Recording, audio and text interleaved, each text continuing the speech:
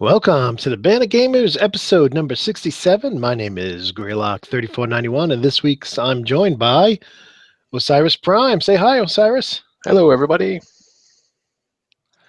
Well, we're going to start off like we do every week and talk about what we've been playing. And we're going to let Prime go first. Prime, what have you been playing? Oh, well, I have been playing a little bit of a few things here, other than my regular shooters that I've been kind of rotating out. Battlefield 1 and I was going to say Star Wars, not Star Wars. Call of Duty Infinite Warfare and Titanfall 2. Besides those, I've actually been playing a lot more of Skyrim, which I played quite a bit this last couple days, actually. So having fun with that, just going through the story, and well, not really the story, the main story, going through all the side missions as it were, since you see a little thing over there in the out in the field somewhere, and you got to go chase it or see what it is. So I'm playing that. I'm playing some more Pokemon Moon, not as much as I would have liked this week. I haven't been able to have a lot of chance to play the portable this week, but I did play a little bit, and actually a little bit today after I got home. So just been catching more Pokemon. Still on that tutorial island, or that forced island. I guess you want to call it the tutorial island. So still going through there. And then as I think I mentioned this last week, I've been playing Rare Replay, and I played I forgot what it's called. I think it's called Jetpack was the one, almost like a Joust type game where you're kind of like floating around, and you're this guy in the jetpack, and you gotta like build up your ship. There's like three parts, and you kind of assemble it, and then you got to get fuel for the ship, and then there's just these crazy enemies kind of flying around all around you, so you gotta kind of avoid them to get everything going. So I played that, and then I played Jet Force Gemini, which I think we might mention a little bit later, maybe in the topic of the week if we get to that. But that's a Rare game that's also in the Rare Replay, and boy, that camera in that game, I'll tell you. We'll talk about that later, but so that was, I don't know, maybe I'll go back to it one day, but it's kind of rough as far as gameplay and all that. So that's a third-person game. Yeah, that's a third-person game, yeah. But yeah, like I said, the camera's pretty rough. You can't really control it, so you're kind of at the mercy of it. So it's a bit annoying. But other than that, I haven't really played too much else, I don't believe, not that I can remember. I downloaded a bunch of free games that I saw on another CAG site, not Casual.Gamers, but it's a different CAG site, where it's just the forums basically, and they have like a free section of Xbox Live stuff. So a bunch of people had mentioned some stuff, just basically like MMOs and stuff like that. So I just downloaded a bunch of stuff, and I think the games for this month, can't remember now. I think it's not Watch Dogs.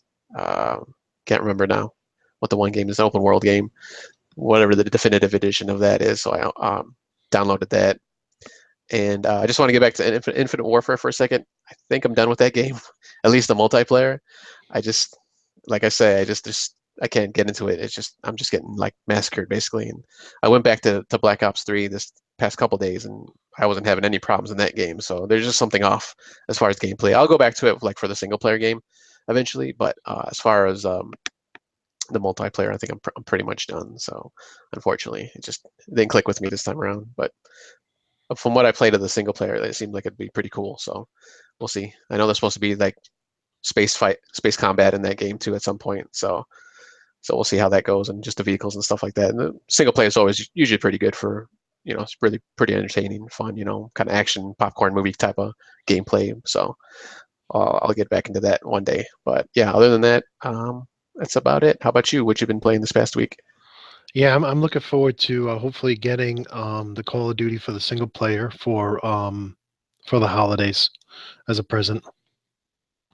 But I haven't gotten back to the Titanfall 2 single player, which I was really hoping to. And part of my problem is the game behind me. It's called Elite Dangerous. Let me see if I get that glare out of there. I guess not. It's just going to be there. But I've been working on not so much playing multiplayer with this, but doing the community goal, which is what I'm working on right now. I'll actually move over a little bit. So I don't know how well that's coming through on the camera, but I'm going to try to exit the station here and talk, which is a very dangerous thing. Me and Yeah. we've There's all no got not auto getting out of the station like there's an auto dock. no, there's no auto leave, only Yeah. auto dock. You got this crazy computer in front of me. Look at him; he's just taking his life in his hands. I think I'm just going to run into this guy. That's fine. But in any case, heading here for the bright light, which is actually the exit, and Head toward the light. the reason is it takes 20 minutes to do a round trip on this community goal. I think I'm up to $20 million though, so Nice. don't hit me, buddy. And so it's something to pass the time while you're doing a podcast. But all joking aside, I don't know what it is about the grind about this game, but it keeps pulling me back, and it's like one more load, and I'll have I'll have $20 million, or I'll be up to $25 million or whatever. But it's one of those games, much like Skyrim, where you could just get in a party and talk to people about what you're doing, and share tips and tricks that you've learned. Um, but it's a fun game, and the space comment when we get together and play the game's fun. I actually on my game nights played two different games. We played last night. We played a 3-player co-op in Destiny, and finally got our year 3 Galahorn, which is man, they really made us work for that. It's like, what did I pre-order? I thought I was pre-ordering a Galahorn. Apparently, I pre-ordered a skin for a Galahorn. Oh, nice. So Close enough. I don't know. I don't know. So yeah. So that's the name of that tune. And then Wednesday we did 4-player. I got a team together with three other players to go through Halo 5 with all the news games coming out. I figured, a couple of my friends got it late. So I figured I would go in and see if I could round up a foursome to play through Halo 5 and just on standard difficulty, just to have fun. And we did. We laughed a lot. I got beat down by my friends a few times because they thought that was funny. But I may have instigated that myself. but that's it. That's my list of my games for the week. And besides that, I probably should plot a route here while this is flying. Now, Prime, let me ask you. Yeah. Have you participated in this latest community goal? No, I haven't played since. It's been a while. I think since the last time I saw you on when I jumped in. Oh, really? Yeah, it's been a while. Probably at least a month or so. 3 weeks. Yeah, I just been busy with Skyrim, basically. No, I don't blame you. That's a great game. What ship were you running? The Asp Explorer? No, I had I think it was a Cobra 4, maybe. Either a Cobra 4 or a Viper 4. I just forget which one it was. I think it was a Cobra though. Okay, yeah, probably that for battle. Cobra Mach 3. Yeah. Which is for some reason the Cobra Mach 4 is only available to people ordered the game before a certain time. Oh, okay. But this is a good one because the payouts are pretty high for even low level deliveries. So you get to even get in the top 75%. You're getting a decent payout in the millions. Nice. But well, let's go ahead and move on as I jump here back to Tutumu. Let's go ahead and move. Yeah, great name, huh? At least it's pronounceable. Some of the names. Where'd you get those little bobblehead? Letters? Letters? Yes, that's something you can get suckered into buying. Is that one of the extra things? Yeah, okay. So I got my name spelled out on your dash. Yeah, on my dash. So I don't get accused of not being able to fight. And I had some problems with I think I talked about this on the show before, where my ship kept getting torn apart, and Yep. I tankified it, and since then I've had the success of taking out 42 enemies in a row. Oh, nice. So it's nice to have my name up there so people know it's me. But I want to before I go into my first news story, I just noticed that Zeus has popped on. So let's go over to Zeus and see what he's been playing. I've been playing a very robust game of Frustration. I'm hearing a lot of feedback in your mic. Really? All right, why don't you come back to me and I'll try and work on that. All right, pal. So I will go into my first story. And, Friday night I was sitting down with the fam. Oh, watch out for the sun. I was sitting down with the fam. Grandkids are running around. My grandkids are 6 and 8, soon to be 7 and 9. But in any case, I'm just surfing the gaming websites, and my grandson likes to climb over into my easy chair and look at the pictures while I'm surfing, but he's at the point where he's reading too. And luckily at this particular second moment in time, he was not on my lap because I pulled up a site that was typically pretty safe to browse around your family, Polygon, and the I don't know what it was about Friday night, but one of the headline stories had a big cuss word, 4-letter word, um, right there in the headlines, one of their 5 featured articles, and really upset me. Real upset me that they would have that Polygon.com, a classy outfit with a very good reputation, would lower themselves to putting vulgarity in their headlines and make it basically making their site unsafe for making their site R-rated or worst case maybe TV-14 rated, which means it's not something you can pull up on when your grandkids are running around the room. And I've had to not only scrub, take them out of our news feed at the site, but I had to scrub all their articles, and now I can't even mention Polygon.com without throwing out a warning saying, hey, don't go there if you have young kids near you, because there may be vulgarity spelled out in big bold letters in the top fold of their website. And how ridiculous is that? So I just want to thank other sites that don't do that. I don't think I've ever seen, now I could be wrong, but I don't think I've ever seen IGN or GameSpot or some of the other popular sites I go to put vulgarity spelt out in a headline and in the link to the article, and it's still there, on their front page. And I just think it's a sad day, because I think the worst part is, there was no warning that this was coming, that this site was going to stop posting vulgarity in their headlines. And I guess, do the owners of Polygon want to expose 6-year-olds to vulgarity? I mean, is that what they want? Because I'd like to know, because that's what they almost did.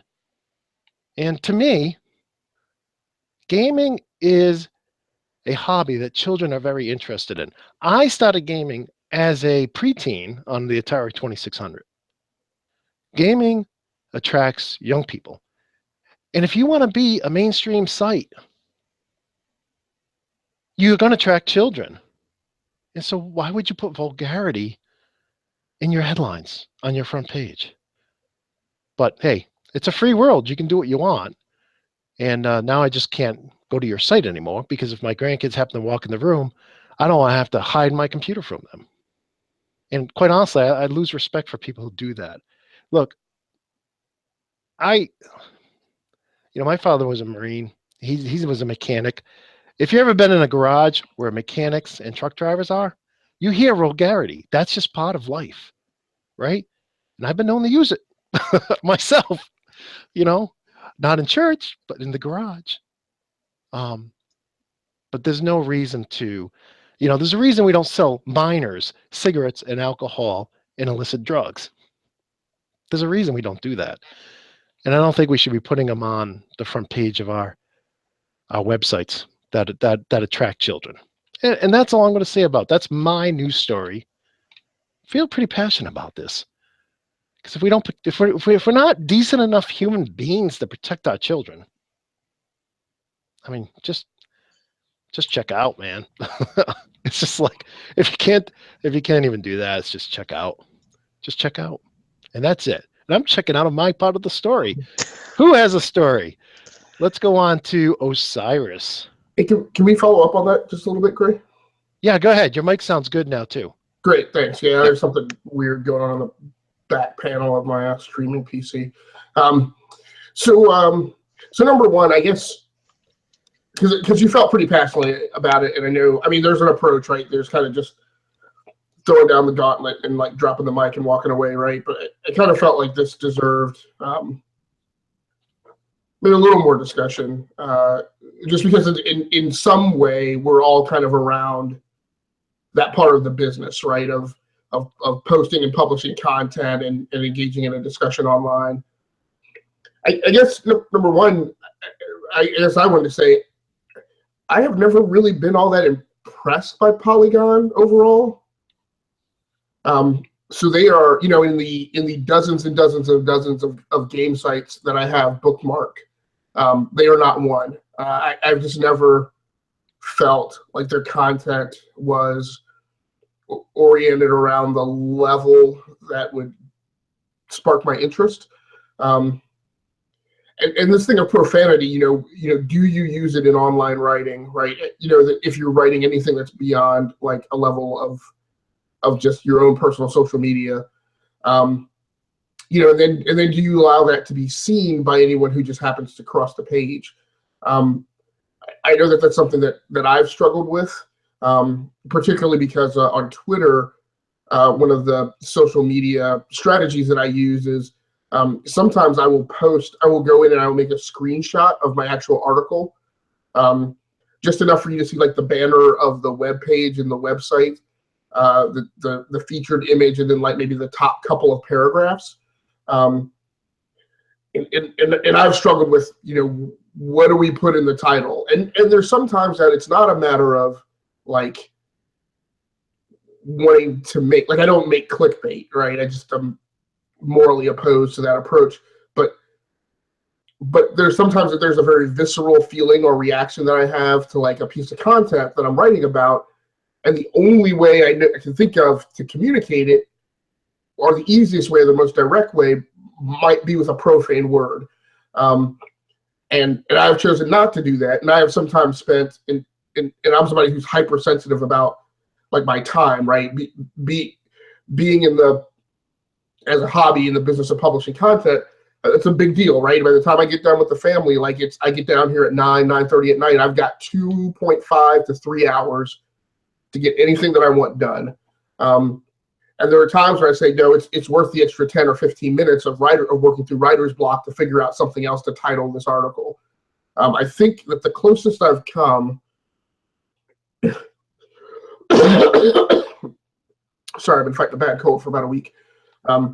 The closest I've come is I think I have used a piece of profanity, or maybe near profanity. I want to say it's near. I think I was going to use a profane word, and I think I backed off and just made it something like a little urban slangish, but not quite profanity. And that was in the lead paragraph. And it was a night where I was using that screenshot in the social media post.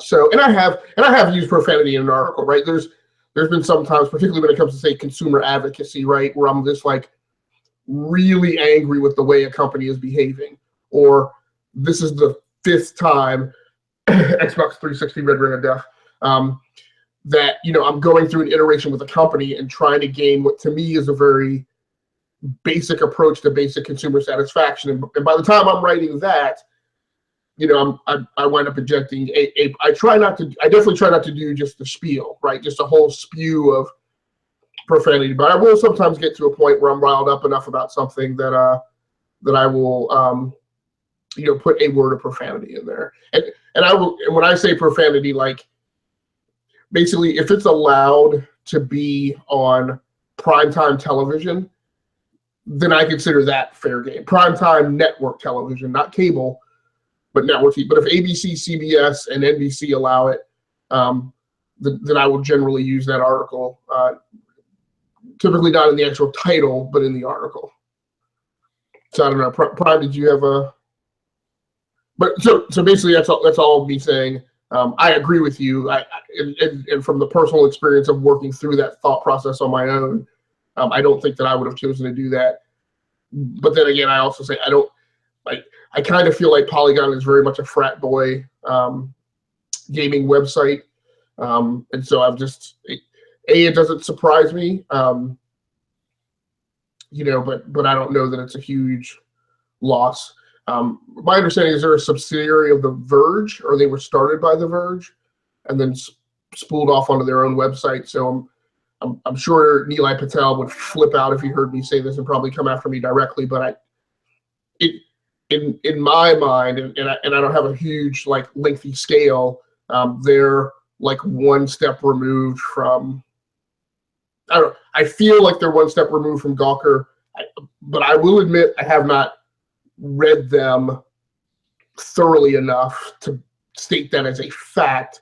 It's just that the couple times that I have read, like the couple times I have read an article spontaneously, I've felt like it's a little more juvenile than I was looking for. And pretty much the only time I read an article on their site is when another site or author that I respect says you should go read this Polygon article.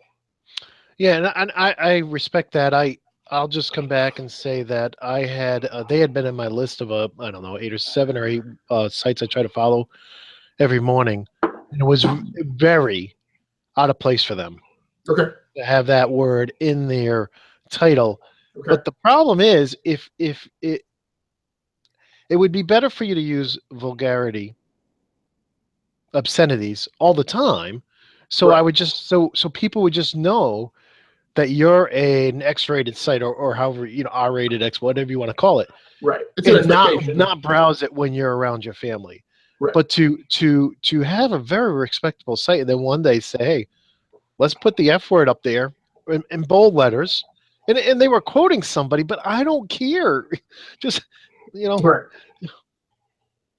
if your friend tells you to rob a bank, does that make it okay? I mean, really? I mean, Right.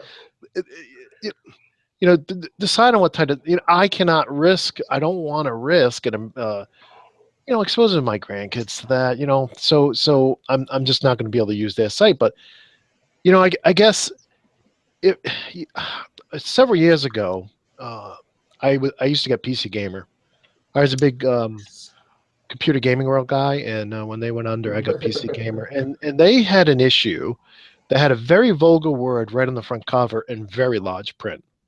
And I called and canceled my subscription immediately. Wow. I'm like, there are kids in this house. Right. They gravitate towards that magazine. Now I try not to let them have it because there's a lot of M-rated games in there where people chainsawing people in half and whatnot. But I cannot guarantee they're not going to see the cover. The cover has to pass. There has to pass the publicity test. You may have, it's an adult magazine for adults, but the cover has to go through the public mail and be seen by people in passing. Right. And they have and I canceled it immediately. And it's just about protecting my family, protecting my grandkids, and it's if I knew if they would just tell me this is what it's going to be like, then I wouldn't subscribe to it. But to throw it in there randomly like that catches you off guard. It's kind of like, guys, now you're making it impossible for me to recommend you or use you because now I don't know when you're going to do this. I to me, the whole COPA thing and all the laws that the government has tried to pass over the years. There's a baseline that you're going to find people on YouTube, you're going to find people on the internet who are 13. Okay, you're just not going to avoid that. So unless you're doing something extra to try to protect those 13-year-olds from the 18-year-old type content, and I know I'm simplifying this greatly so we can move on, but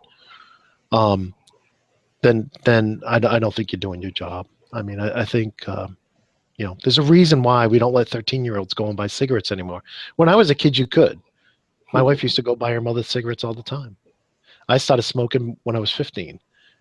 But there's a reason we've evolved beyond that. It's not good. I wish I couldn't buy cigarettes when I was 15 years old because I was stuck with them for 20 years of my life. It wasn't a good thing.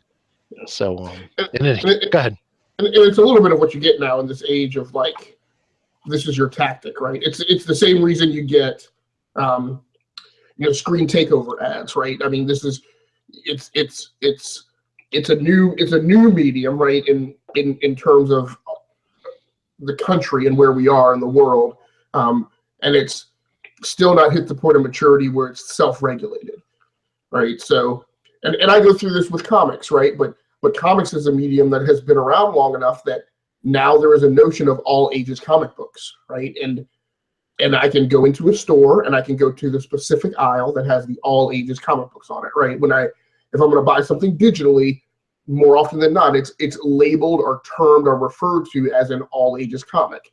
And I still have to flip through it and review it, but in general, or know the author or know the publisher and feel confident with them. But in general, I kind of can feel comfortable that I'm buying something that I can, read to my girls. So, but yeah, that's just not like that. And that type of title gets thrown in there specifically to, because I guess they felt like if they hadn't, then people wouldn't have read the article, or, it's clickbait. Well, I'm just going to throw this out there, and now I'm really stepping off into the deep end. The internet's broken, and I don't know why we as Americans put up with this. I mean, really, why are we putting up with this? This is ridiculous that we put up with this. First of all, let me ask you guys, why in the world do we allow third world countries to use up over 50% of our bandwidth with spam mail? I mean, why? I want nothing. I do not want any emails from a third world country. Why can't we have border security on the internet, where if somebody from a third world country is sending 50,000 emails, maybe we have to charge them to make sure they're not a spammer? Why? Who is the moron who said, "Oh, let's just let everybody in the world attack us. Let's just let everybody in the world send unlimited amount of emails to us"? I mean, really? And then why aren't we enforcing? Why did we never enforce what .com stood for or what .net stood for? Why? Why in an age when YouTube comes out with YouTube Kids and Netflix comes out with Netflix Kids, can we not come together as a country and say .kids is going to be a self-regulated domain name, just like Netflix Kids, just like YouTube Kids, and it's only going to have kids content on it? Really? I mean, are we so dumb we can't do something so simple? I mean, I think it's actually we have to be free to ruin each other's lives. I think it's actually a matter of we've outsmarted ourselves of allowing for that opportunity. In general, so my perception is and I'm not saying it's a bad thing, because I think in most other areas it works well. I think this is a matter of how fragmented and stovepiped we require businesses to be, so that there's not. I don't know that in this day and age that anybody would try to be an AOL, right? For fear of antitrust. And there's AT&T mergers and Verizon mergers, but all those are so incredibly invasively, I think, supposedly monitored and audited, right? Because I think to get to what you would want, Gray, is you would need a massive conglomerate, the likes of which I don't think we have in this country. I think this would be something like a Japanese corporation that would offer a gated community on the internet that provided all services, which means you would live inside, let's call it Osiris Corp, right? You would live inside Osiris Corp on the web, and they would provide your email. They would be your ISP. They would have a gaming platform service. They would have all sorts of APIs. But basically, you wouldn't be a Netflix subscriber or a Hulu subscriber or an Amazon subscriber. You would live inside this gated community, and basically you would pay HOA fees, right? And for your HOA fee, you would get an entire smorgasbord of service that would provide you that container-like approach that you're looking for. Or Or you go the route of the movie industry, the game industry, and everybody else who already has a rating system. Right. But that's why can't the internet publishers of the world agree on a standard for .kids that mirrors what's in the movies and games and TV? We've already gone through this so many times. The standards out there, if they're slightly different than each other, just like the games are slightly different than TV, slightly different than movies, it's fine, but it's some kind of standard, right? But you would say that you would want that applied to a domain?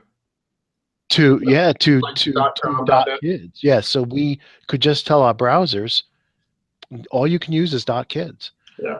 And then you could only register one of those names if that independent agency, just like you can only have a movie show the rating. I mean, really, I've never gone to my local movie theater and seen a movie.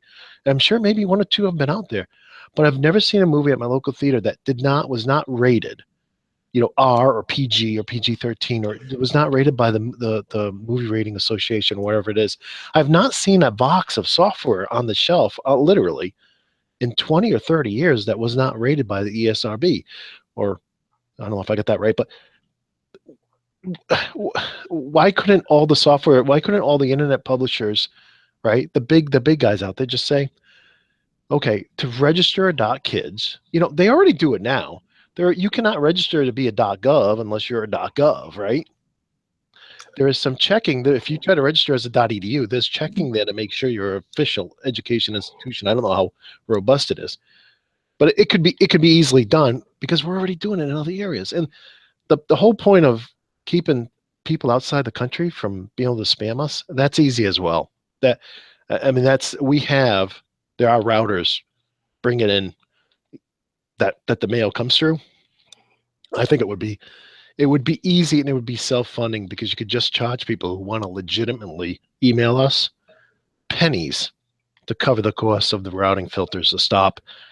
If you legitimately want to send over 50 emails from out of the country, you could pay a couple pennies. That would eliminate the spam from overseas overnight. But I'm just saying that I think there's easy solutions to this.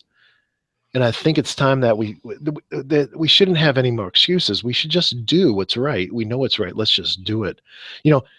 I don't know how movie ratings or software ratings came to be. I think if they had to come to be in this climate today, they would never happen, because it doesn't seem like anybody can get anything done. Well, so I'll get off the soapbox now.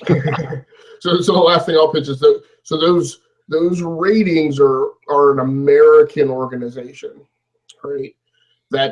So when you go to Australia or China, that's a different ratings board, and they're regulated a different way. So in the U.S., those things only came about because there was a clear and apparent threat of impending government regulation. And so those industries were basically told, hey, either you guys get together and clean up your act, or we will. And that's how that came about. And I think the issue is that there's no, and again, there are aspects of this that are good. There's no middleman really on the majority of the internet. Like, as far as there's no distribution on the internet, right? I'm a guy who wants to create content. It's entirely democratized. I can go to a host provider, sign up for a thing, and post my content, right? There's not like 8 content publishing companies in North America who are the gatekeepers to all websites that get published on the web. If there were, that would definitely facilitate a rating system, because those 8 companies would say, great Scott, we need to get together and come up with a rating system for content on the web, or else we're going to be regulated. But the high degree of democratization on the internet, even in the US, means there's not a credible threat of atomic level regulation for independent content publishers, right? So and I'm not saying it's not possible. I'm just saying that because the metrics and the vectors of that particular ecosystem are different than video game publishing and movie distribution, that technology environment just hasn't hit the point of maturity where those things have come about yet. Yeah, I still think that doing a .kids or something similar would be very simple to do. And I agree with you. I mean, some of the best advancements we've seen in our cell phone bills over the last 10 years have been because the government went to the cell phone companies, called them all in, and said, guys, you got to do better. Right. What's come out of that? I get a message telling me if I'm going over my data plan and giving me the option to upgrade before the bill goes through. Right.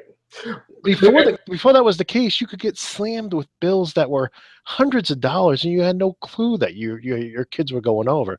Now, the features of cell phone companies have brought us up just phenomenal. I mean, just awesome. The government, sometimes they got to lay the smackdown down for these companies to say, yeah, we should do the right thing. But I think the big thing is, those rating systems were collaborative, right? So just like you said, it's a standard, right? So let's talk about the computer industry real quick, right? Way back in the day, and I know you grew up through this too, so I know you remember it, right? you couldn't flip and walk into Radio Shack, right, or whatever company, or whatever retail store, and buy a computer and buy a printer and buy a tape drive from 3 different companies and have them all communicate, because everybody's interfaces and buses were proprietary. So how did we get there? We got there, a lot of it, by Bill Gates, right, in the post-IBM kind of period where Microsoft gathered all these people around in Silicon Valley and went into a room and sat down and said, hey, we need to come up with a standard and a spec for all of our stuff to interface. Let's figure out how we're going to talk across serial. Let's figure out what parallel is going to mean. Let's figure out what USB is going to mean. But again, it was a finite problem, right? There were heads of companies on record that you could pull into a room to talk to. The internet, like, and there's a mechanism, or there's a way, maybe through ICANN, but how many people are you going to call into a room to come up with a spec for .com? And more importantly, even if that's a finite set, I think the big problem is you get the Facebook problem, right? Which is, if you're going to do something that's highly atomic and very widespread, then you wind up doing it by an algorithm, because having human beings do it is too hard, right, in terms of numbers. So you wind up trying to do a Facebook newsfeed approach or fake news approach, and you have to do it via an algorithm, and then people get bent out of shape when the algorithm misses, right? So, and I feel like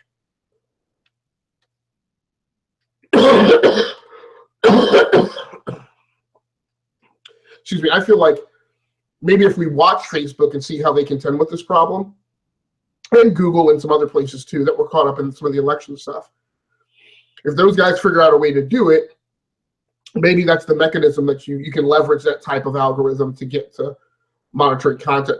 But I feel like those small, like, somebody's got to figure out how to beat that small problem, and then maybe hopefully through that we can figure out how to regulate the web a little more. I definitely think YouTube and Netflix are showing us ways it can be done, because we both know that both those platforms have plenty of non-children friendly content, and they have put together. I mean, I'm more familiar with Netflix Kids, but they have put together something I think is phenomenal, because quite honestly, I can once I put it in the Netflix Kids, I can confidently give the remote to the 6-year-old and let him browse, because they've curated content. You have selected a slice of content that they have already said fits the bill. Now, with something as big as the internet, there has to be a fee. You have to pay somebody to check your content, right? And I think that's what happens with the ESRB. You actually pay them. They ask you a bunch of questions. You answer them, but I believe there's a fee involved. I mean, they can't do it for free. Right. And I think that would have to. But who would get excited about that? All these people like Nickelodeon, everybody else who's targeting kids. Right. As parents and grandparents, we would like there to be a safe place for our kids to go. And ABC Mouse and all these other educational places, in addition to all the people like Toys R Us who would like to show ads of toys to these kids. I mean, I think it would work. Yeah. And to try to swerve it back a little more towards video games, right? It's all because of money, right? So the thing that helps with video games is the companies aren't necessarily willing to pay the ESRB to rate their game. They're only willing, out of altruism, right? They're only willing to do it because they know if they won't, the retailers will tend to not carry the games in their stores, because people who have money, right, adults who might be buying games for kids, aren't going to buy from that store if they don't see a rating on the box, right? Or other reasons, or people just don't want to get themselves involved in lawsuits for selling a game that doesn't have a rating on the box. So people put a rating on the box, kind of like in the computer industry, because they want to conform with the standard. And movies that are unrated tend to not see wide distribution, because why am I going to pay money to distribute your movie that's unrated that I'm likely to not recoup my costs on, instead of paying Disney extra money to get Star Wars, right, Rogue One, and pay that, which cost me money, but I'm likely to get that back. So, I mean, that's I guess at some point that's what the formula needs to involve. Yeah, and that's I think that's where the system crashes down today, is that many CEOs or owners of companies are interested in one thing: profit. And that is not why a company exists, just to make profit. If your company is not trying to provide your employees with good employment, Right. If all you care, I mean, if you just want to be a slave driver, we'll find a way to put you out of business. Right. And if you're not concerned about your community, like GE many years ago polluted Pittsfield, Massachusetts, up here in the Berkshires, to where you can't. There's several acres that nobody can live on because it's so polluted.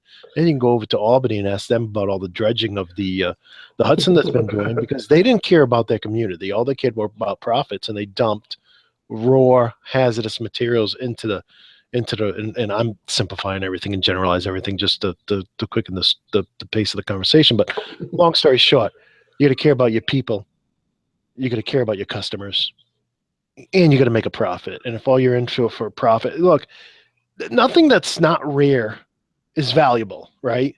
Until it's rare, right? Gold is valuable because it's rare. But I'm sorry, fresh air is very valuable to me. It's free.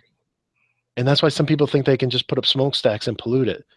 But just because it's free does not make it not valuable. And that's where some corporate people go off the tracks, because you know what? Our children are valuable and our values are valuable. And we get to live by them. And just because nobody's telling you can't flood the internet with stuff that's horrible and have no safe zone for kids, that doesn't mean we shouldn't do it. So, and maybe, and I promise this will be my last thing, and then I'll let you have the last word. Maybe the approach to make is to make that exclusive and not inclusive, right? Just like just like many of us might tend to buy products that we know are highly recyclable, or maybe we buy Energy Star products, and maybe that's part of our requirement criteria when we go to buy something that's going to suck a lot of energy. What I might do, or what I might seek out, is if you can't build a walled community or a gated community inside OsirisCore, right? Maybe what I would do is I might pay to make sure that every service that I subscribe to, and then whitelist in my browser that somebody might have access to, is part of some exclusive club that says, we provide an all ages experience, or strives to some type of internet rating system, so that I can go in with controls and a dashboard in my browser and say, this thing can only access Y7 and above web content. And if you're not rated, then you don't even make it to the whitelist. Yeah, and I think that is what we've been trying to do. And I've had the Net Nanny, I've had the special kids router that people scoured the internet to find things that were bad and to block it. But I think that's the wrong way to do it. It's just like, why do I need to have a spam? Why do I need to have a spam filter to stop people in third world countries from sending billions of crappy emails out? At some point, this should be, like you said, an opt-in. Why don't we design a dot something just for a particular age group, and then let people opt in? Instead of trying to filter through all the, instead of trying to, blindly crawl our way through a cave looking for a dry spot, why don't we just build a house? You know what I'm saying? But and I think we should give Osiris the last word on this. Sorry, my machine freaked out there for a second. Yeah, I don't know if there's much more I can add that you two already were talking about, but just to bring it back to Polygon, I'll bring it back there, since that's where we started. I was reading through the article, and it's about the Game Awards and what Guillermo del Toro said about Konami. Kind of stupid article, just in general. But I was even just going through the comments, which I know is dangerous, but I had to scroll through, like, I don't know, pages and pages just before somebody even mentioned what you brought up. Basically, like, why are you guys throwing this phrase and this word out there? What was the point of it? I mean, is there a point really? And he had a couple of replies, and basically he was just agreeing with the poster. But I mean, I don't know. I've never really gone to Polygon myself all that much. Mostly once I started hearing the podcast, just to find articles and stuff if I couldn't find them on other sites. But from what I've seen before, I mean, I've never really I mean, they seem like any other site, to be honest with you. Just, if there was like a curse word, like any other site, they would just blot it out, or, you do the asterisks and, do, the general thing. So, it is just kind of weird that, they threw that out there. I don't know. I think it was on a Friday. I think it was Friday, a Friday article. Maybe it was just the weekend, people were, I don't want to make excuses, but, just people were just throwing stuff out there just because, the Game Awards were on, and then, maybe it was late at night. I didn't see when the article was actually posted, but, there's really not an excuse. I think even DB was saying on CAG. I don't know if you saw this, Gray. He obviously goes to that site a lot and reads different articles, and he's never seen anything like that either. So maybe it was a one-off. Maybe it's it's just a mistake. I mean, it's kind of obvious though with that in the title. Obviously, it's somebody. There's got to be an editor. I'm assuming that approves these things to go out there. So obviously I'm an adult, and personally, I don't really care, but obviously, if there's kids around, you don't want that kind of stuff, them, obviously, like you're saying, them seeing it and everything like that. But I don't know. It's just a weird situation, I guess, that this came about like that.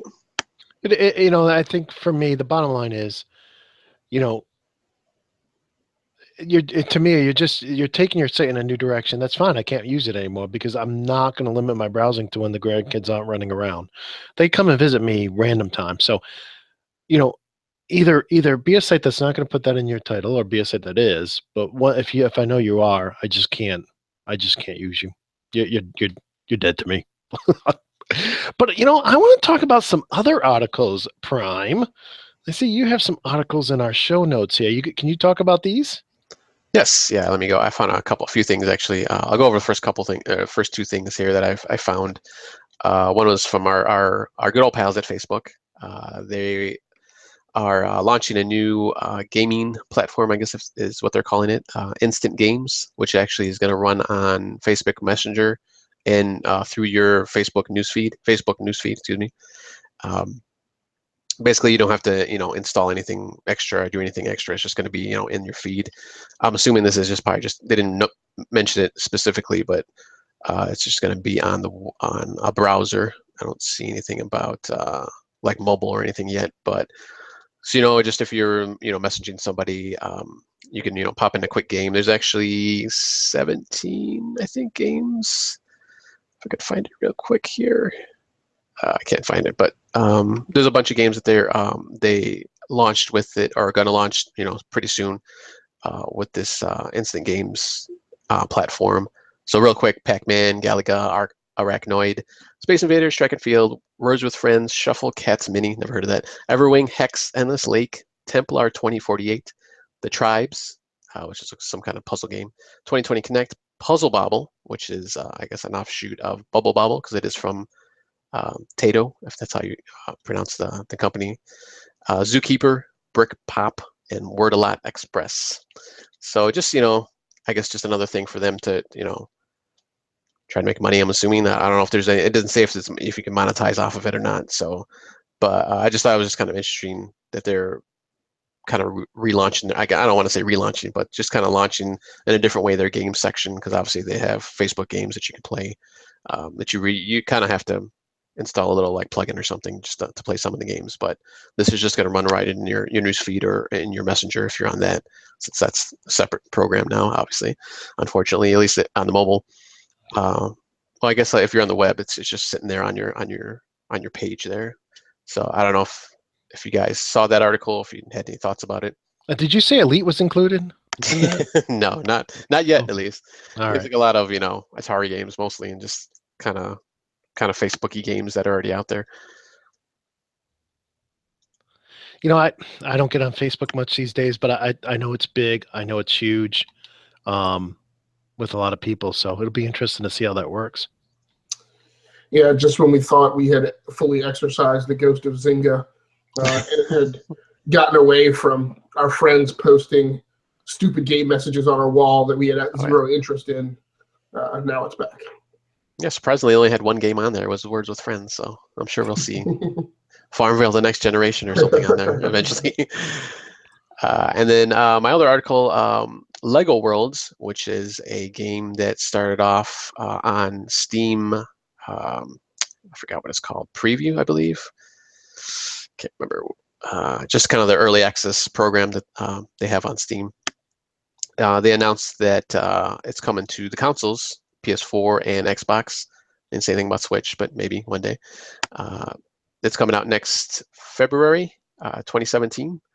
And if you don't know what the Lego Worlds is, it's basically like Minecraft and just in a Lego world. You're in, you can build whatever you want. Looks like you can build vehicles, match guys, different kind of guys and their bodies and heads and feet and all that. Put them together. Let me see. And then when that launches, I think right when it launches, there's going to be a Lego Agents DLC pack that's coming out too, which just gives you, I guess, their Agents series of characters and vehicles and stuff like that. I just thought it was kind of interesting. There's just kind of another way that they can, monetize the Lego brand. Obviously they have the Agents. I'm sure we'll see, other like Ninjago and Shima and maybe Star Wars even. Some of the DC and Marvel stuff will come through eventually. Harry Potter. There's all kinds of different Lego sets nowadays. So it's just interesting that they're. I'm actually just kind of surprised they didn't think of this a little sooner. I guess it's kind of a big game. I mean, like Minecraft, obviously people don't think it's that complicated, but really, you're breaking down the world and you're reimagining things and rebuilding stuff. So that's a lot of stuff in the background that happens. So it's just kind of interesting that Lego's finally following suit. And we'll see their Lego Worlds game come out soon. I thought it was pretty impressive, the demo. I mean, did you try it last year? I didn't play it, but when I saw the initial release, the initial announcement of it, I thought it was pretty interesting.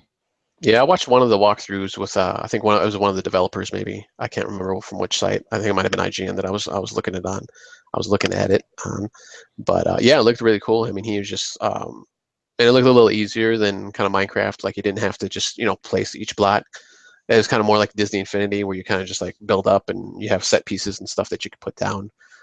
So you can do it either way if you wanted to. So kind of go to fine grain, just put block by block, or just like put a whole mountain down or something like that, or a whole building. So it looks like it'll be pretty cool.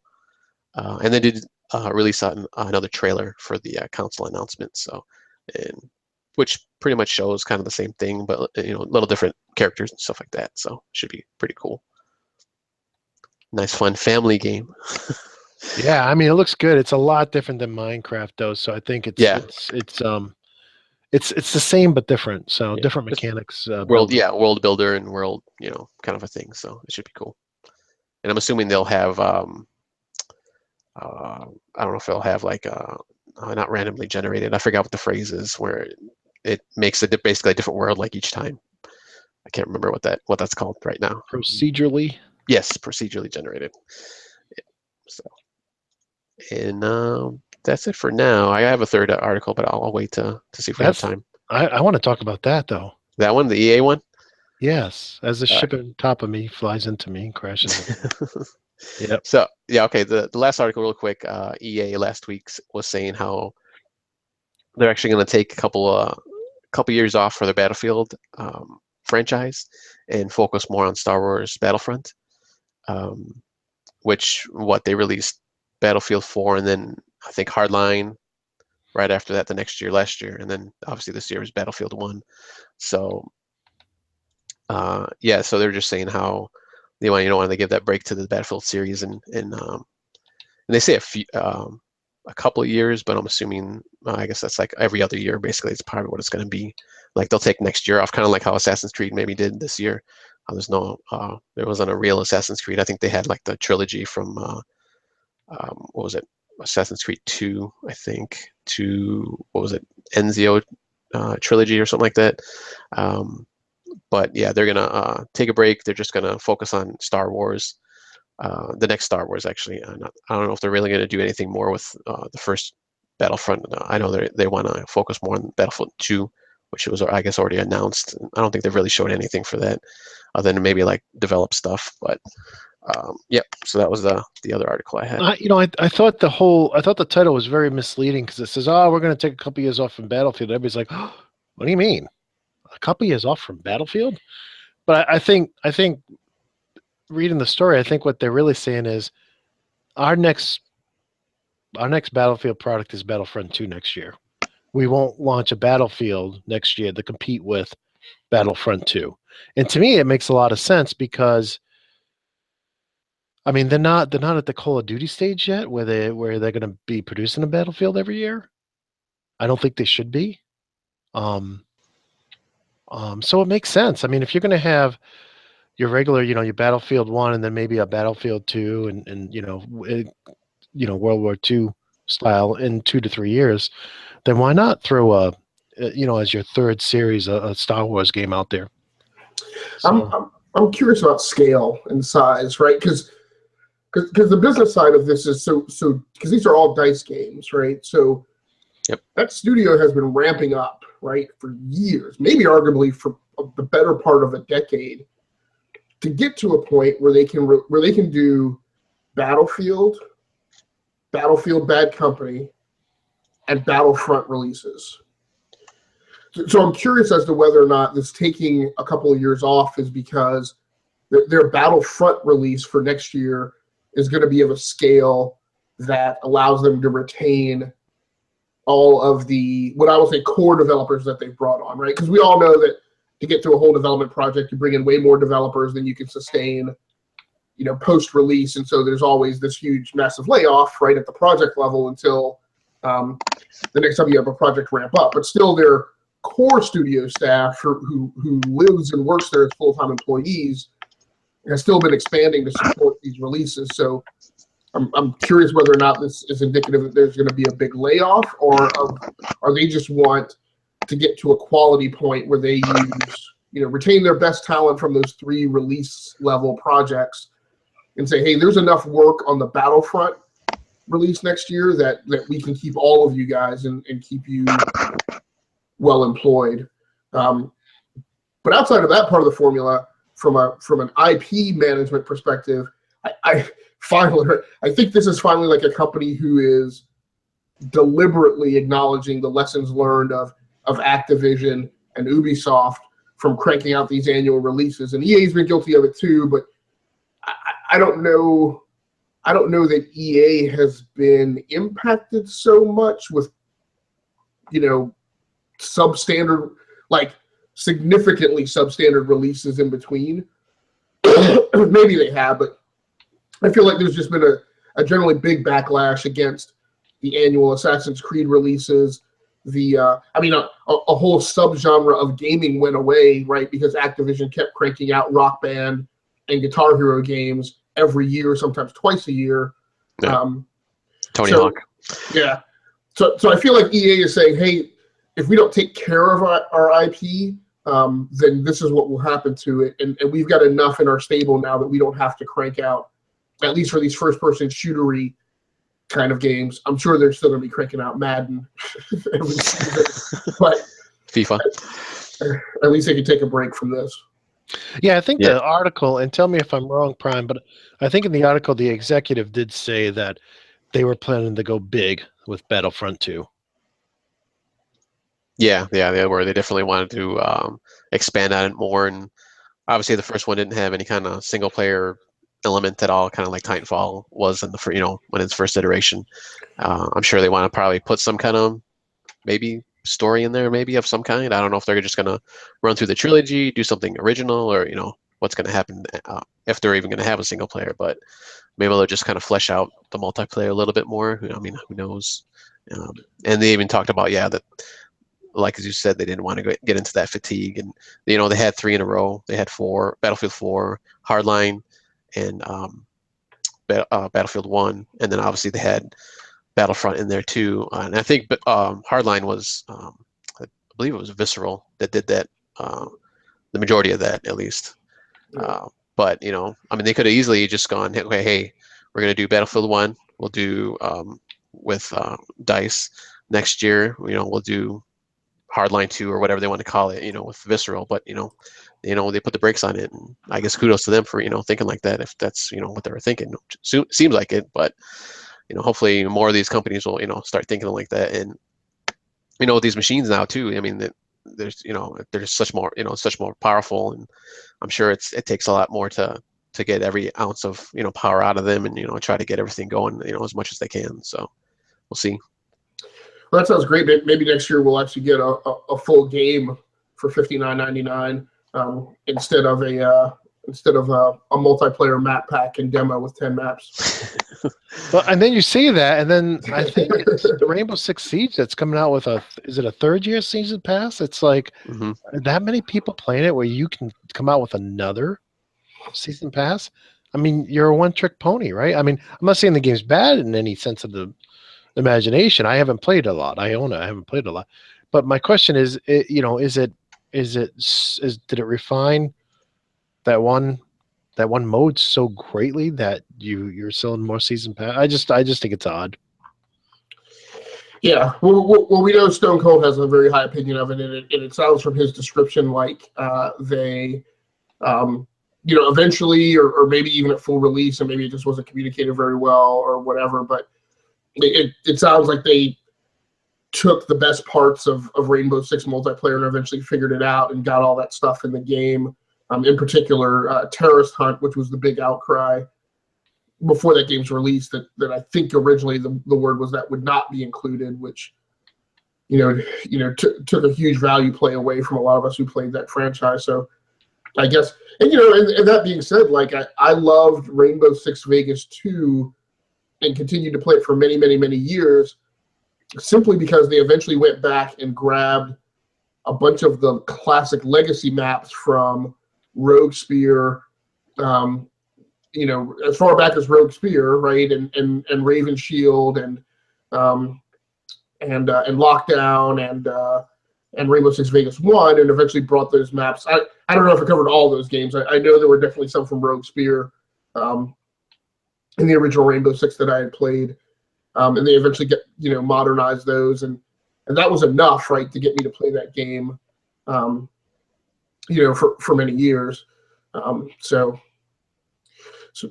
I guess Vegas 2 is a huge favorite with, most of our friends, I think. Right. And I suspect that we'll still see some Battlefield 1 map packs, right? Even though they say they're taking a couple of years off. Yeah, I'm sure they'll throw some stuff out there. Yeah, definitely. To be quite honest, I would be fine if Battlefield went the route of kind of Assassin's Creed mixed with Windows 10. Like, I would be fine if this Battlefield 1 was a reset of the timeline, right? We're going back to World War I. And then, so hard to find this button. And then said, this is the last full-blown Battlefield release you're ever going to buy. And what we're going to do every year, or over a couple releases a year and expansion packs, is every year we're going to advance the age of warfare by a few years, right? And we're going to do 3 expansions, updating the age of warfare between World War I until you're finally in World War II.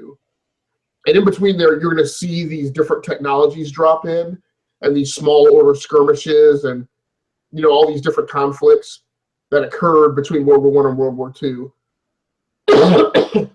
And via that mechanism, you're going to get exposed to history. You're going to get exposed to politics and warfare and skirmishes and low intensity conflicts that you weren't even aware happened.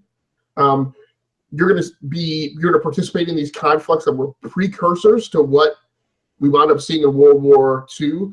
You're going to get exposed to naval battles that the Japanese participated in that, had anybody paid attention, we would have seen Pearl Harbor coming, that kind of stuff. And see the introduction of these very micro-focused advents of technology, like the large caliber naval gun, and other things that were introduced, so that you can really be focused on the detail of that and come to appreciate it. And just do that. I don't know that I need a new Battlefield release every year. I would like this feeling of a steady drumbeat of chronological progression for some period of time, kind of walking you up through the history of Battlefield combat.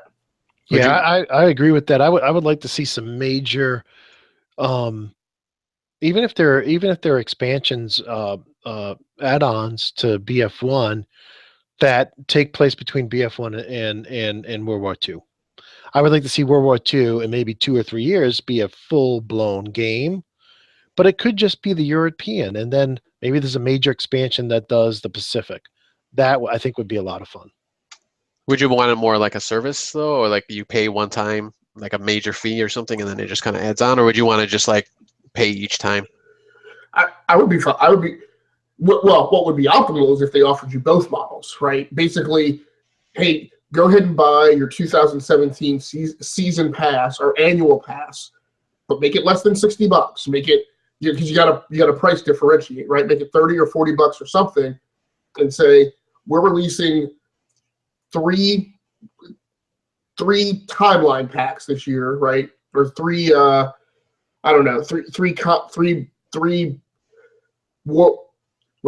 warfare progression packs this year. Pay your $40 and you get all three. And it's not guaranteed, but basically we think they're going to drop in spring, summer, and fall. But regardless, you're going to get three if you pay the $40, even if we have to slip our schedule.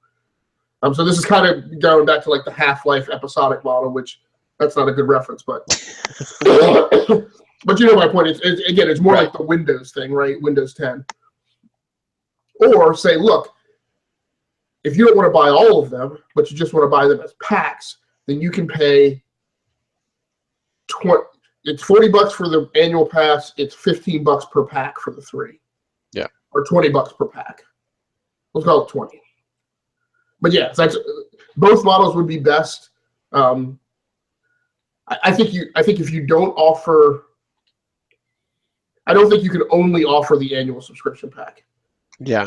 Like I think you either have to sell them as individual packs, or you can offer both. I don't think you can only offer the annual subscription pack and expect that to survive. I want the price to be 30, not 40. Okay, great. We'll make it 30 for you. It's not in our fantasy world. We'll make it 30 for you if you are. What is that program called? Oh, Cyrus, you're part of that, right? The Origin Insider or whatever. Oh, the Xbox Preview program. Is that what is it when it's just EA? Is it the Origin? The EA Access. What's that? Oh, Access. EA Access. Yeah. If you're an EA Access subscriber, you get it for $30. No, I want basically, if it's not 2/3 of a game, I don't want to pay 2/3 the price of a game. If the content is equal to half the release, the $60 release, I see. I just want it to be proportional with the release of the game. All right, great. We've talked about Destiny and how some of their expansions were not very proportional. But hey, Zeus, you had some stories. I'm looking at the time. We're really going over. But let's see if we can get through your stories before we end the show. I'll actually, I'll just say it real quick. So on the UK charts, which I like to look at because I feel like the UK charts are more like what the American charts would be if everybody was a gamer like me, or like a lot of us who are in that group circle of friends. So at the top of the UK charts, or near the top, is Final Fantasy 15. I think is BBQ playing that? He was supposed to get it. I think he was going to get it. Okay. So that's cool. But it couldn't knock off FIFA, which is interesting because that's the one thing that probably doesn't track like the US. Although I think FIFA is gaining a lot more traction in the US for being on the chart. And it does get into the top 10, but maybe not the very top. And then the rest of that chart is Battlefield 1, Call of Duty, and Forza Horizon 3. So again, lots of games that I play, although I don't have the new Call of Duty. But yeah, so that's good on the Brits. They're great gamers. And I also read that UK chart because I think so that one typically gets released earlier, and then the US, it's typically a good indicator for what the US chart is going to look like. And then there was this VR article from GamesIndustry.biz about Sony already being the market leader in virtual reality. I read the article. I won't get into a ton of detail.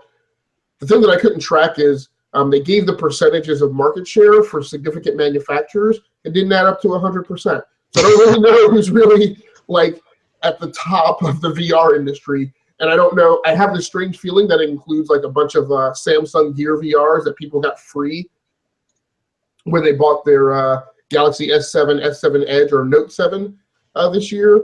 And I got one of those for free, and it's been sitting up on my shelf since after I moved. And I used it like twice before I moved this year because I'm not going to register for a Samsung specific account just to be able to buy Oculus apps for my Gear VR. So I don't really know how much this means. I think it's significant that it says that the PlayStation VR has jumped to like 11% since going on the market, which just means that it's much easier for people to buy the PlayStation VR when they already own a PlayStation 4 than it is for people to build $1,500 PCs and then pay $600 to $800 for an Oculus Rift or a Vive. But my question is that sell in or sell through? Because I think it's too early to be sell through. I mean, aren't those just all the? Isn't that number just shipment to put it on the shelf for Christmas? Yeah, I'm betting it's shipped. I don't think it's sold to the customer yet, because I think most of the, and I agree with what you're saying. Absolutely agree with what you just said. I'm just saying I think it's too early for the kids to have opened this up at Christmas Day. I haven't run into a lot of adults who said I ran out day one and got one. Yeah, I think it's going to be more of a holiday buy, but I could be wrong. Yeah. I do think there were a bunch of pre-orders, and I do think that lots of people bought them in combination. I think lots of PlayStation owners bought them in combination with PlayStation 4 Pros. Sure. Oh, absolutely. What a great combination. Right. Yeah. It's still cheaper than a VR PC. Right. Well, VR PCs are getting cheaper. Exactly. But yeah, I think there's enough data out there for them to have seen reasonably well that it's selling better than Oculus and Vive, and I would accept that. What I don't accept is that I don't think that that's an indicator that PlayStation VR it was a better business play or is a better product overall, because I'm looking at all those things, and I've recently gotten cold feet. I had holiday purchases lined up for myself for a 4K TV, a PlayStation 4 Pro, and a Vive most likely, maybe a Rift, and I've gotten cold feet about all of those things. Because I've been expecting to see more content that would have given me a better fuzzy about the return on investment across that whole spectrum of products. Like, I don't feel I'm missing anything by not getting a PlayStation 4 Pro right now, and looking at PlayStation VR and Rift and Vive. I'm still not seeing a ton of games being announced that are coming out in a flurry that are like really incredible games. I see a lot of experiences, and basically a lot of things that are like Gone Home, and a lot of these kind of Journey, a lot of these indie games that are really experiences and stories, which is fine, that are being released to make you feel like you're getting value out of your VR headset. But what I need to see is a bunch of stuff like space sims, flight sims, driving car sims, like in large abundance, that incorporate VR. I heard this game here, Elite Dangerous, is really good in VR on the Rift. I heard there's perspective problems on the Vive or Vive. But no, I'm with you too. Yeah. I mean, if I had finished all the games I had and I was itching for a new experience, maybe. Right. And my whole problem, so PlayStation VR doesn't become a big deal to me until I hear that there's a Gran Turismo coming out with a date and it has VR capability. The fact that, again, to add further insult to injury, your biggest racing game on your platform, you don't have a release date for it on this generation of your platform, and you haven't said more than maybe a word. I think we've heard that it will have VR, but we certainly haven't heard anything definitive about Gran Turismo on the PlayStation 4 and an integration with a VR headset. It feels to me like Gran Turismo is skipping a generation, and if it does that, that's a huge deal. And again, I don't know why I would want a PlayStation VR headset. Would you want to play Horizon 3, Forza Horizon 3 with VR? Well, this is the thing, and this is where, again, I've gotten cold feet. I don't know. So the VR headsets now are starting to feel to me like my other peripherals, right? And I just had this experience this week, right? It used to be that having a wheel and pedals made a racing game for me.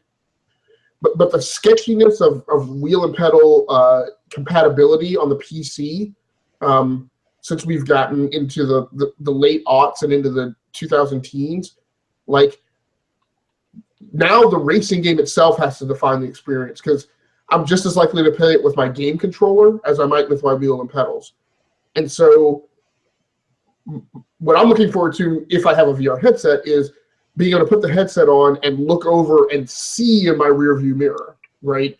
One of the problems I have with racing games now is I tend to like to drive outside the vehicle. And when you're outside the vehicle, you have no rear view mirror. You have to look behind you, which is fine. I've acclimated to that over time. But otherwise, but in a situation where you're trying to fight a person off, right, you really need to be in the cockpit view and be able to see them in your rear view mirror. And there are lots of games where sometimes that means you have to cycle views to get that rear view mirror. It would be great if you could be in a VR headset and have that kind of more organically. Well, and that's the big thing about eValkyrie, right? Is that they say, the reviewers say that the as you're flying, when you look at the enemy ship, you can peer off through your canopy and look at the enemy ship. Right. Your guns fire where you're looking. Okay. So that makes it super intuitive, and it got really good reviews because of that. I mean, not that it was, the end all be all of Space Sims. It definitely had its flaws, but it was a very fun game, and that one feature made all the difference. You could fly in one direction and just look to aim your guns in the other. Yeah. A little bit, and this will be the last thing I say. A little bit of what I don't understand with VR, and I feel like where it needs to go. I don't understand why.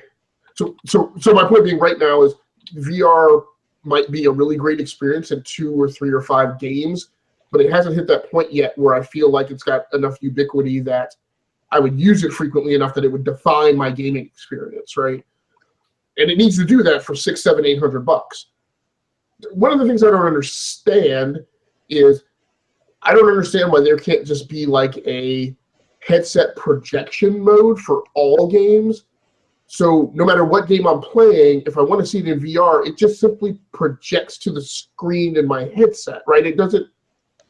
I'm not sure that every single game needs to have VR functionality in it.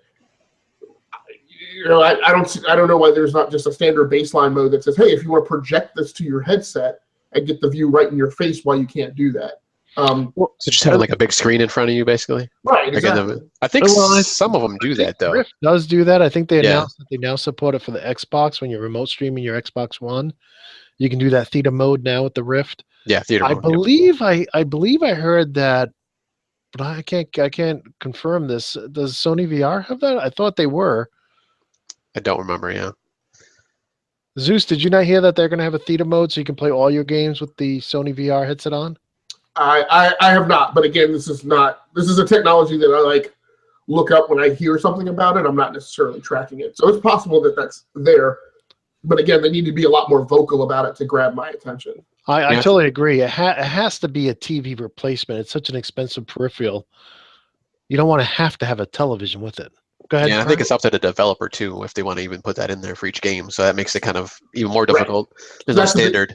That's the big thing. It needs to get that Microsoft approach, right? Where they say, thou shalt, right? If you're going to publish a game, that's what it's got to be. Because my thing is, if you had that and you had that as a standard or mandatory, then you could take the marketing route of the Switch and the Wii U and say, look, if your PS4 Pro is hooked up to a television and your wife wants to watch X, that's fine, because you can just put the thing on your headset, right? Well, and I think that's maybe the one reason to hold off on VR is because Microsoft is working with several manufacturers to come up with a software standard, like DirectX for VR. I know I didn't say that very eloquently, but there's articles about it. Yeah, and I think it'd be wrong for I really think Steam and hopefully Oculus would jump on board with that. Facebook will jump on board with that because standards are good. Right. Standards are good, and they want to, having 20 different standards just doesn't work out, as we talked to death earlier in the show. Let's go around the room and do some final words. I'll start with you, Zeus. Hey, so for my final word, and I'll do this very quickly.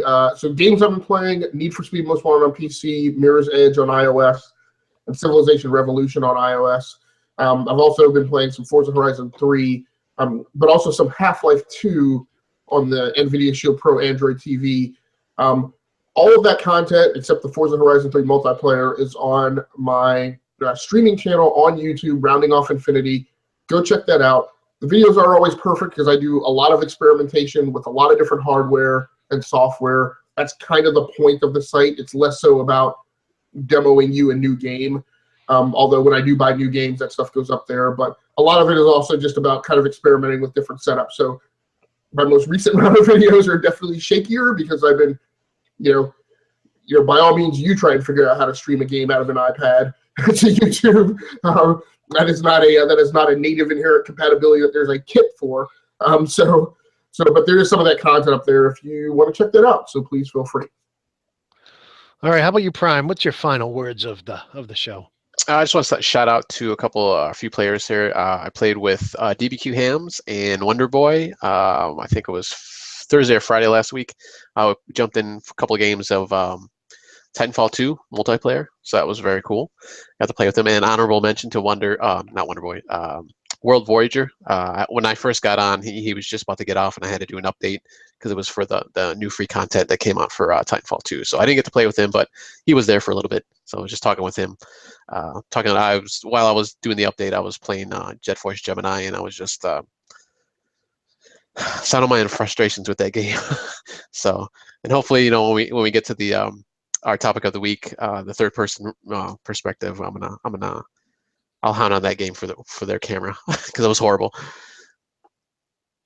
Well, I'm thinking maybe next week we skip one of our other sections to get to that because we've been holding that for a couple weeks now. While I'm here, I want to shout out to Jetty, a good buddy of mine who joined me online this week, along with Downriver Rat and Mace Bite and Spiral. And special shout out to a Ryder. I think it's F4I Ryder, who provided a really nice tip for the community goal I'm working on here. You probably can't see it, but looks like I'm going to get 20 million out of this one right now. But I'm making extra money thanks to Ryder. Thank you, Ryder. And just looking forward to playing some backwards compatibility Burnout Paradise with you guys and Halo Wars. I still haven't fired up Halo Wars. So, it's been backwards compatible for a while. So, and to anybody else I game with that I forgot, I didn't mention. But thanks, everybody. And I special thanks to Zeusadamus, Osiris Prime for coming out and doing the show, for listening to me get on my soapbox. and to you, the listeners, thank you for coming out and listening and watching, and we appreciate it. And if there's topics you want to hear us talk about, let us know. Just leave a comment. We'd love to hear from you. And with that, until next time, peace.